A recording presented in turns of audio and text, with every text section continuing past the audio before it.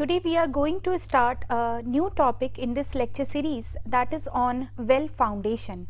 So in this one, first we will see that what exactly are the well foundation, what are the various types of well foundation, and what are the various Indian Standard Code provisions which are available for design and analysis of this well foundation. So let us start with that what exactly is well foundation. We all know that when the loads from the superstructure are quite high and the soil bearing stratum is not sufficient, it doesn't have the sufficient bearing, then we need to go for deep foundation. So well foundation is one of that type of deep foundation. It provides a solid and massive foundation for very heavy loads. Then it is useful in the situation where the loads have to be transferred to the soil stratum which are deep below from the ground surface, like in for example in case of bridge foundation. Then this can be conveniently installed in a bouldery stratum which is usually found in case of bridge foundation.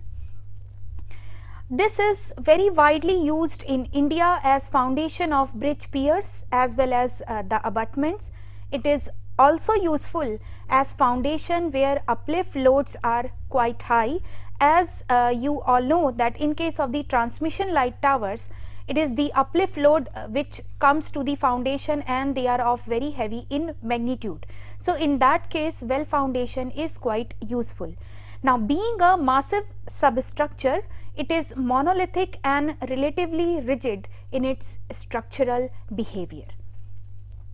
Now coming to the types and types of well, or it is called as caisson also.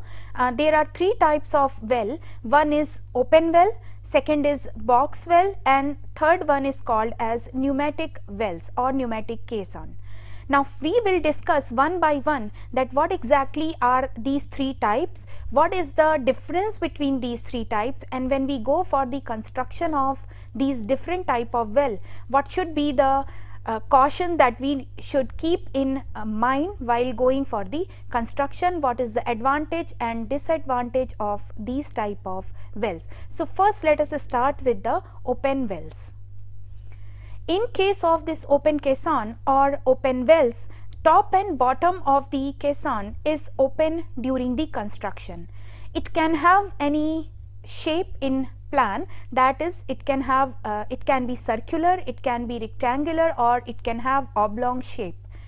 Then it has a cutting edge which is fabricated at the site, and then the first segment of the shaft of the well is attached to it. Soil inside that shaft is being dredged out by some suitable means, and once that soil within that shaft is being dredged out, after that another segment of the shaft is being added to this previous one. Here is a figure where you can see the typical line diagram with respect to the open caisson. Here is the top and the bottom, which both are open, and the dredge holes, here you can see these are the dredge holes which are being created, and the soil in these dredge holes, they are being excavated by some means, that is, and after this well is reached to the required depth, these dredge holes, they are sealed with concrete when it is being sunk to the required depth. Now coming to the some of the features of this open caisson or well is that the process of sinking is continued till it reaches the required depth, that is what you have obtained from the design consideration and the bearing capacity of the soil stratum. Then once it is reached up to that particular level, the bottom of the well is being sealed with the concrete, and the shaft from where the soil has been taken out, it is refilled or the filled with sand. This type of well can be constructed up to any depth, and cost of construction is relatively low. Some of the disadvantages associated with open wells, these are that the progress of construction in boulder soil deposits is very slow. Usually wherever this well foundations they are being provided, we encounter the bouldery strata. In case of the open wells, the construction in such stratum is quite low, so this is one of the main disadvantage of open wells. The concrete sealed is usually carried out under water and therefore it is not very effective. Another thing is the bottom of the well cannot be inspected. So these three are the main disadvantages of open caisson or well. Now coming to the next type of caisson is box caisson. Now the main feature or how it is different from the open well is that in case of the open well, the top as well as the bottom of the well both were open, but in case of box caisson it is open at the top but closed at the bottom. Here you can see the typical figure line diagram explaining the box caisson features. The top is open but the bottom is closed here. These some of the features of this type of caisson is that it is first casted on land and then towed to the site where it is sunk onto the previous level foundation base. So the prerequisite for the construction of this type of well is that you have to have pre-leveled foundation base before you start sinking the well, and this is to be first casted on the land and then it is transported to the site where it is to be sunk, and therefore this is also called as floating caisson, where the loads are not that heavy and the bearing stratum is available at the shallow depth. There these type of wells are quite useful. Some of the disadvantages associated with such type of well, that is box caisson, is that first thing is that because it is the prerequisite that the foundation level or foundation bed has to be prepared in advance, so that becomes as one of the main disadvantage of such type of well. Then another thing is that bearing capacity of this base has to be properly assessed. It should not happen that the bearing capacity which has been assessed and the actual bearing capacity, they are not the same. The proper care should be taken to protect this foundation from the scouring action in case if the water is present. Coming to the third type of the caisson, it is the pneumatic caisson, and it has a working chamber at the bottom of the caisson which is kept dry by forcing out water under pressure and thus permitting the excavation under dry condition. So in both the previous type of well, that is in case of the open well as well as the box well, the construction was being done in the presence of water, but in case of this pneumatic caisson, usually it is basically it is done in under the dry condition and you force out the water under pressure so that you get the dry condition in the dredge hole and the construction of this type of caisson takes place. Airlocks, they are provided at the top and the caisson, it gradually sinks as the excavation is made. The typical line diagram showing this pneumatic caisson is here. You can see here that at the top two airlocks are being provided. Air shafts are being connected to this airlock and this goes inside. It creates the pressure with the help of the air and that takes out the water, and such that here this dry condition is being carried out. On reaching the final depth, the working chamber of this pneumatic caisson is filled with the concrete. Now this has the advantage of better control of sinking as well as the supervision, because manually one can go inside and do the supervision. The bottom of the chamber can be sealed effectively with concrete as it is placed under dry condition. See, in case of open well and box well, in both the cases the sealing of the bottom or sealing at the bottom of the well is done under wet condition. However, in case of this pneumatic well or pneumatic caisson, the sealing is done under dry condition, and therefore it is much more effective as compared to the open well or box caisson.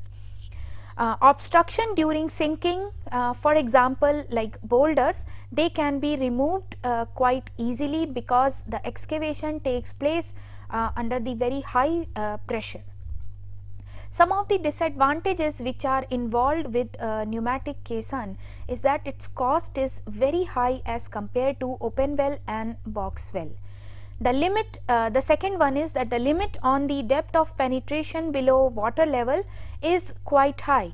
Like if you take for example about 35 meter of the depth of the well is equivalent to the pressure of about 3.5 kg per centimeter square, and these high pressure, they are beyond the endurance of a human body. Therefore, such high pressures are there, the site conditions become very difficult for the manual supervision and the construction of the well. Now, these are, here we have discussed the three different types of the well, that is open well, box well and the pneumatic caisson. Now, for any typical well, let us have a look on the component of well foundation. There are different components associated with any type of well foundation. We will discuss them one by one before we go for the analysis of well foundation. So, here is the different components of the well foundation. Just you can have a look on this, that this top part, that is the girder, bearing, pier cap, and here is, this is the pier. These form the superstructure, and the load from this, that is from the girder, it comes to bearing, then the bearing transfers the load to pier cap, and then it comes to pier. And just in contact with the pier, the first component of the well foundation comes, that is the well cap. You can see here that this is what is the well cap. Below that, this well cap is connected to these vertical, you can see it's sort of a shaft, that is called as well steening. This is connected to a curb, that is a curved type of a structure, that is called as well curb, and a cutting edge is connected at the bottom of the well curb. It facilitates the sinking of the well. Now, some of the other components, they are like here you can see it's a bottom plug, here it is the sand plug, and the top portion which is in contact with the well cap is the top plug. Now, let us discuss one by one the various components of these well foundation. The first one, as I just now discussed, is well cap. This is a RCC slab which is laid on top of the well steening and is usually cast monolithically with the steening. It transmits the load of superstructure to the steening. Now, again let us have a look on this particular figure and try to understand that how it works, or how the function of this well cap is there. The load which is coming from here, it comes to well cap. This well cap is in contact with this well steening and it transfers the load which is coming from the superstructure to the well steening. The second component, the most important one in case of the well foundation, is the well steening. It comprises of the main body of the well which transfers the load to the subsoil. This acts as a cofferdam during sinking and provide the necessary weight for sinking. So, you see the sinking takes place under the weight of this steening. So, the thickness of this steening becomes an important aspect when you design the well foundation. Coming to the figure again, You can see here that this is having some particular thickness. The load which comes from the well cap, it goes to well steening and then it gets transferred to the subsoil. The next component is the curb, which is the lower wedge shaped portion of the well steening, and that is called as well curb. This facilitates the process of sinking. In the figure you can see that the bottommost portion of this well steening, which is running from this point to this point, and there you have this triangular kind of structure, that is the well curb, and this facilitates the process of sinking. Next component is cutting edge. It is the lowermost portion of the well curb, and that is the cutting edge. It cuts the soil during the sinking. You can see here that here it is this is the cutting edge. So when the well sinks under its own weight, this cutting edge helps the well to get sunk. The next component is called as bottom plug.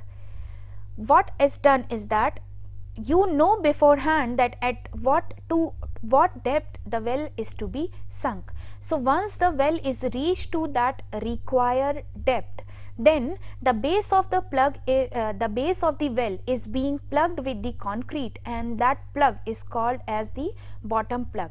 Now the function of this bottom plug is that it transmits the load to the subsoil. You can see here that here once this well has reached to a particular depth, here this bottom portion of the well is being plugged with the concrete, and this forms the bottom plug. So this is directly in contact with the subsoil, so directly it transfers the load which is coming from the superstructure to the subsoil. The next component is dredge hole. Now first we must understand that what exactly is this dredge hole. The well is sunk by excavating the soil from within the well.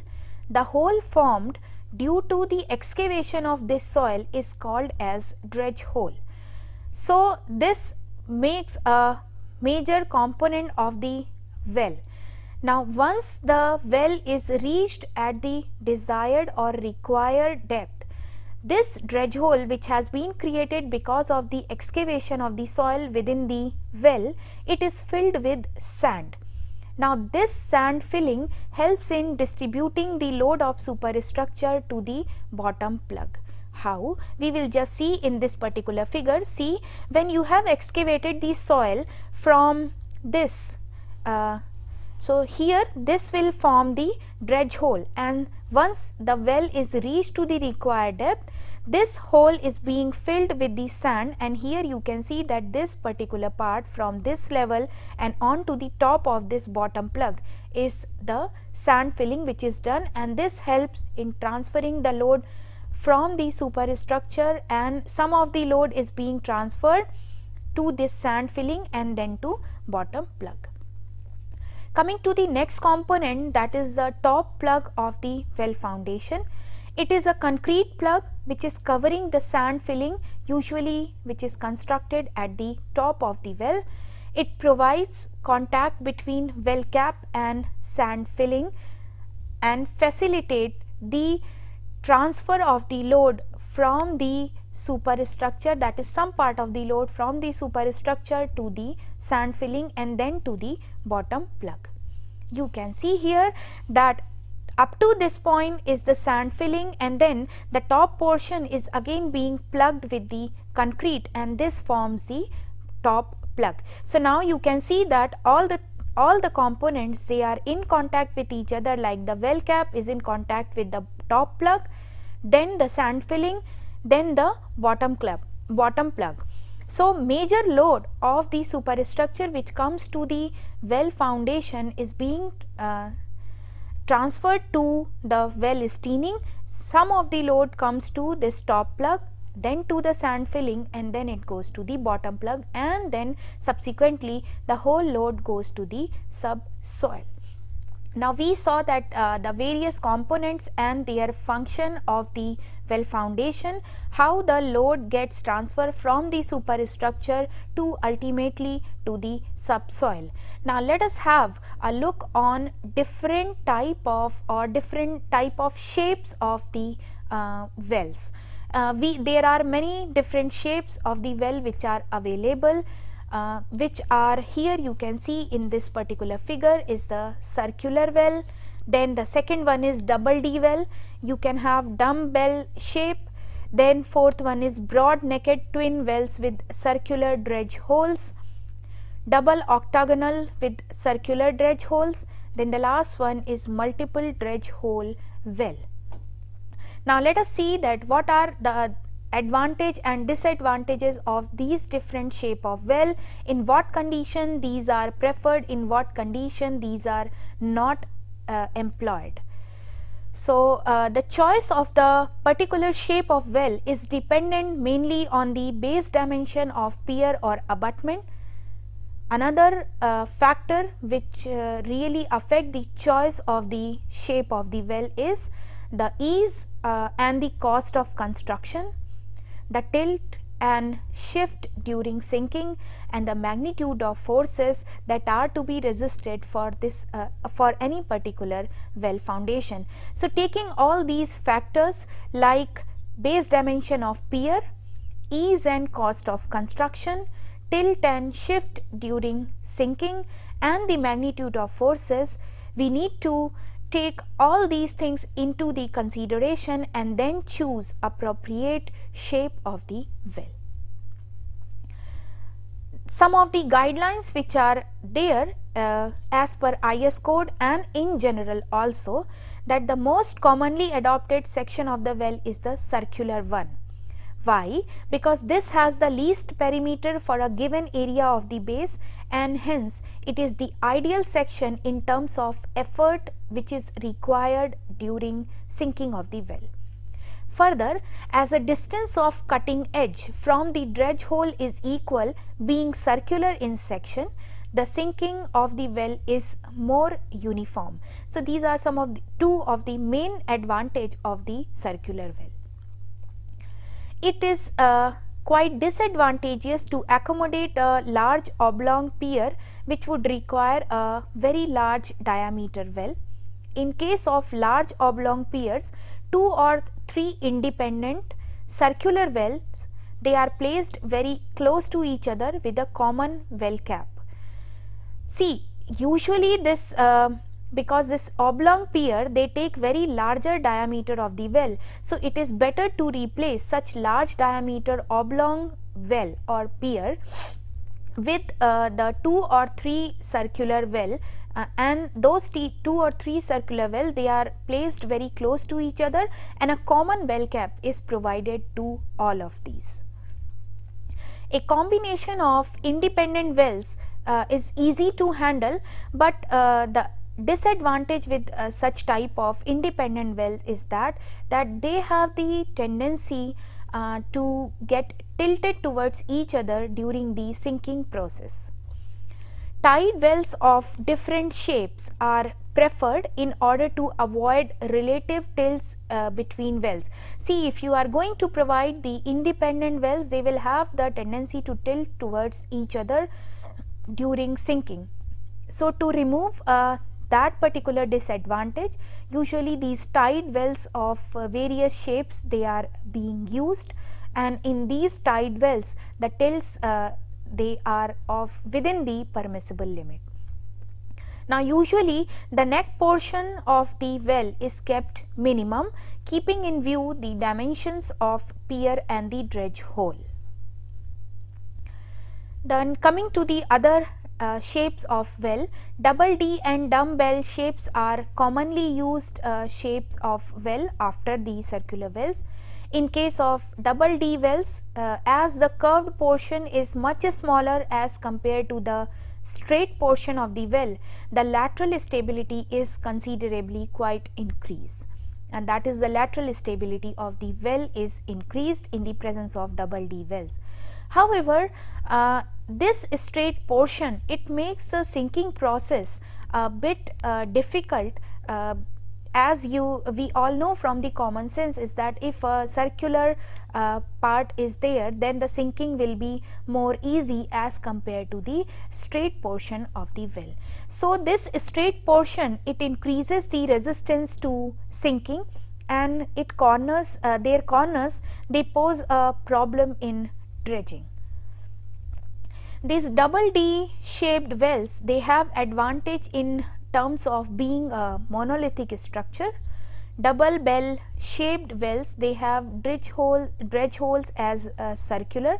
Thus these have the advantage of twin circular wells in terms of ease of dredging. So you can go for the double bell shaped wells because they are just equivalent to sort of two circular wells. These double octagonal wells are not much in use because of the difficulty in the construction, because the straight edges of the well foundation, it really causes difficulty during the sinking, because they offer greater resistance during sinking on account of increased surface area. See, if the surface of the well is curved, it offers lesser surface area and the lesser resistance. Coming to the next case, that is for piers and abutments of very large size well with these multiple dredge holes are being used.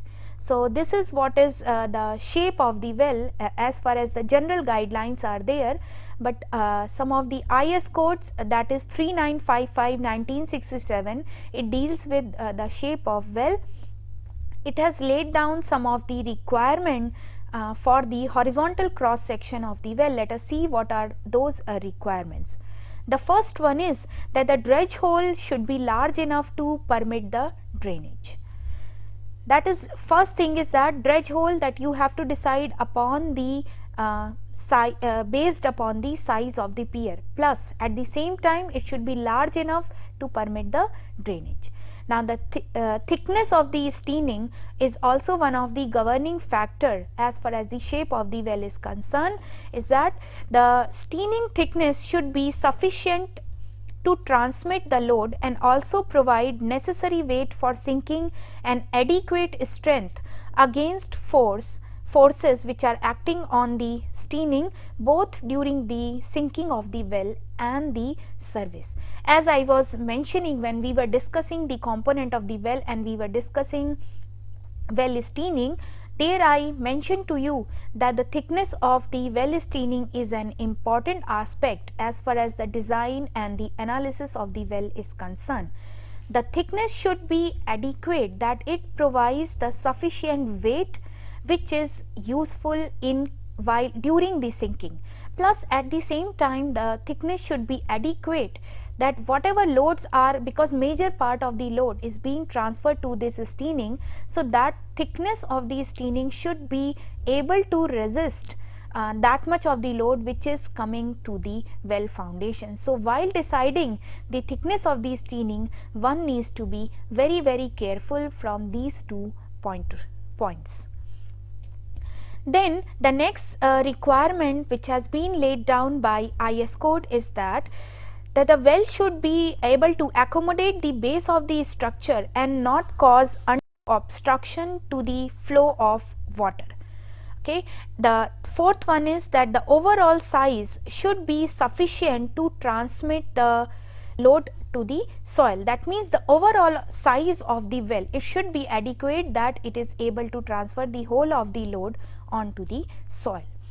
Now another thing is that IS code has specified some of the tilts and the amount of the permissible tilt and shifts which can be permissible there in case of the well. So the shape of the well should be in such a manner that it should allow for the permissible tilts and shifts of the the IS code further recommends that any shape that fulfills the above requirement which I have just mentioned to you can be adopted. Now in case if the loads are quite high and it is required that more than one well is to be provided, that is the group of wells are to be sunk or to be provided, the minimum spacing between them, it depends on the depth of the well. However, as far as the general guideline they are concerned in design, usually this spacing is taken to be 1 meter. Now this was all about the shape of the well. Coming to the depth of the well foundation, because this is one of the main parameter as far as the design or the analysis of the well foundation is concerned, that at what depth or what is the required depth for sinking the well as far as the loads are concerned. There are two important requirement that influences the depth of the well foundation. The first one is minimum grip length below the scour depth, and the second one is the base pressure which is to be within the permissible limit.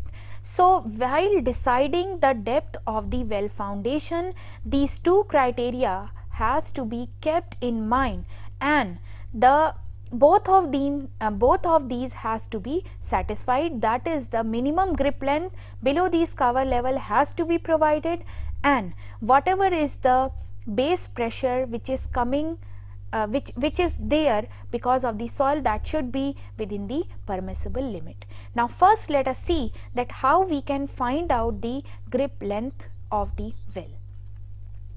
So first of all, before that, first we need to have a look on the scour depth, that what exactly do we mean by scour depth, and then we will see that what should be the grip length. The scour depth in a stream, this should be ascertained either by actual sounding at or near the proposed site during or immediately after the flood, before the scour holes have had time to silt up, or by theoretical methods, that is the Lacey's formula.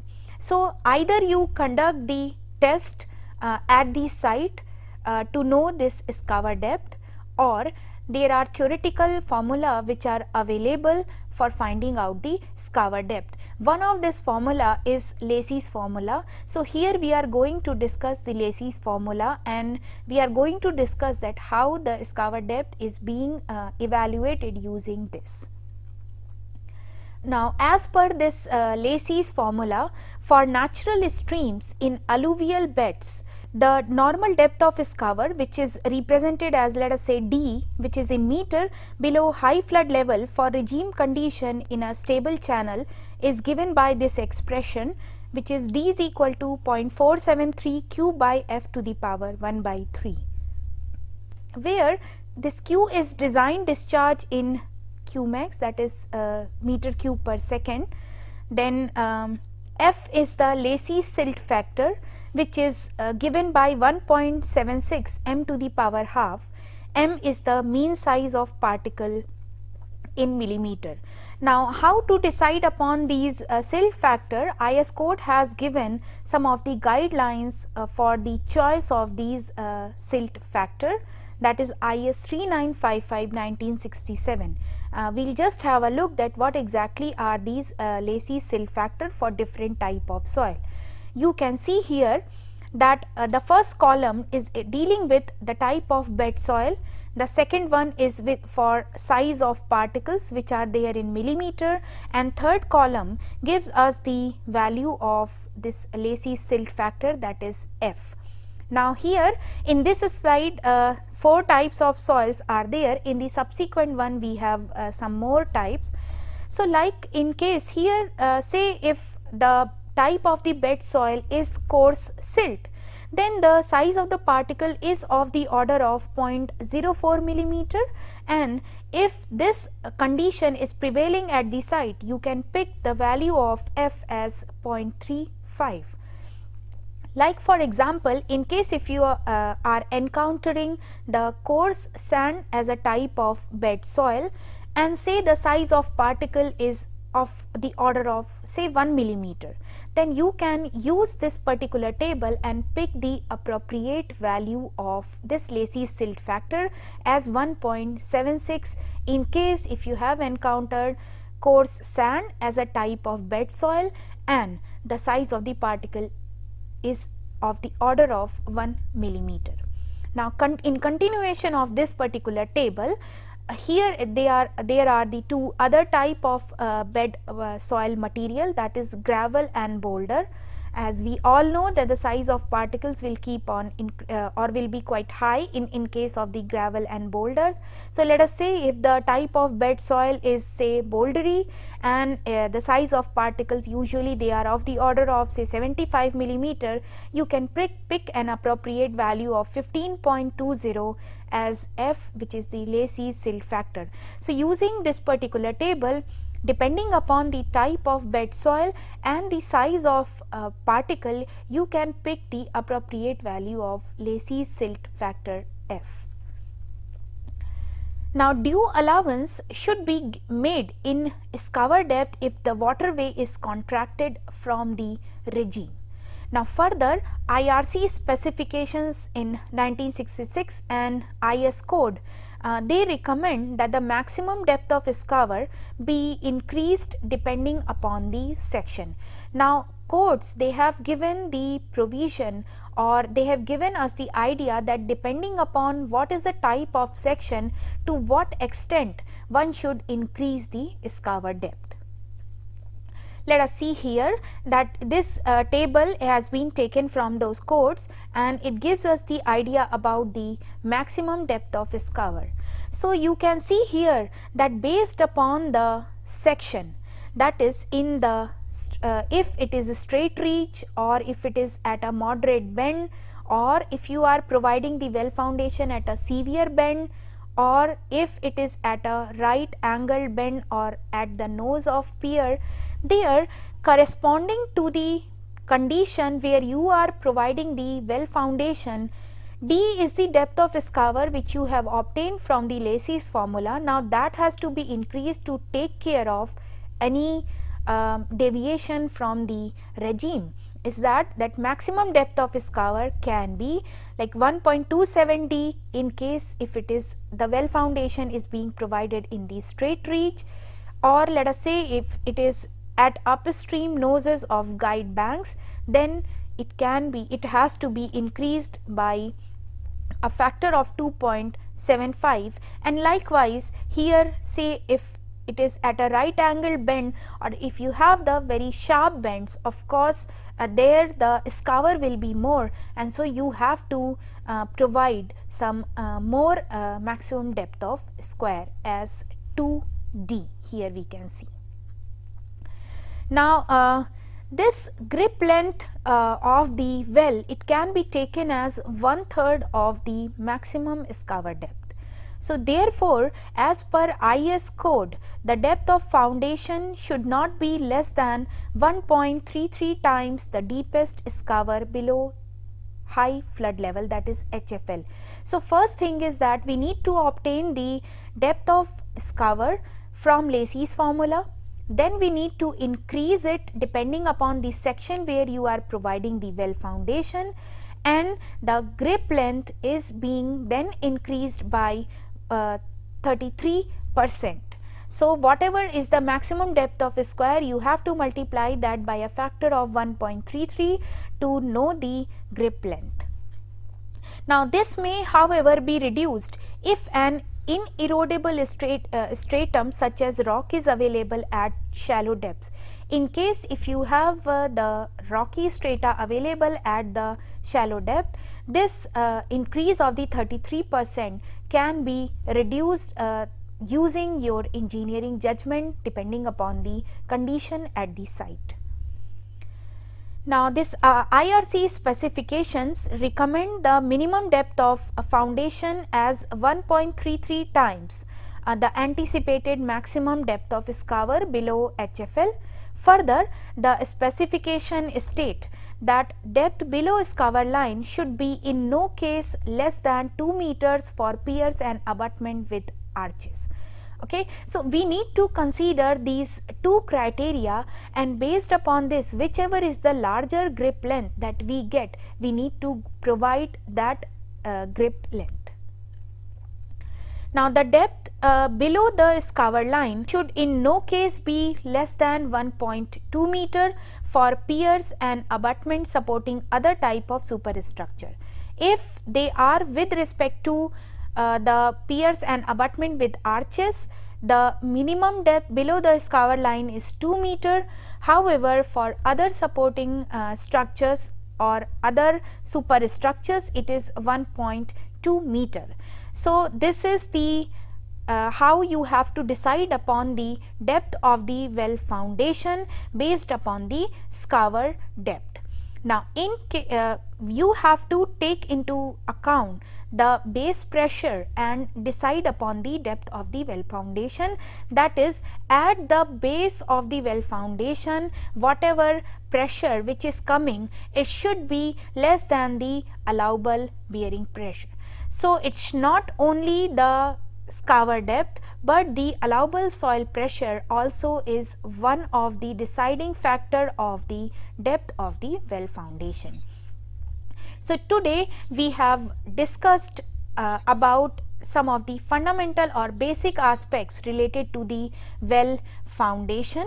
The first we discussed that what all are the various type of well foundation. Then we discussed the shape of the well foundation, different type of shapes, their advantages and disadvantages, and then we saw that what all are the various components of the well foundation and their function, and then we had an idea that how one can decide upon the depth of the well foundation based upon the scour depth and the allowable soil pressure.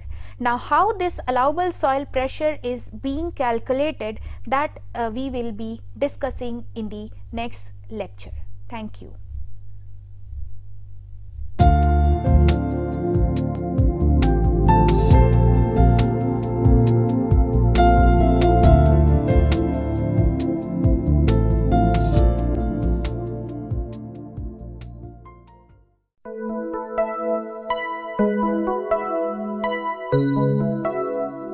Thank you.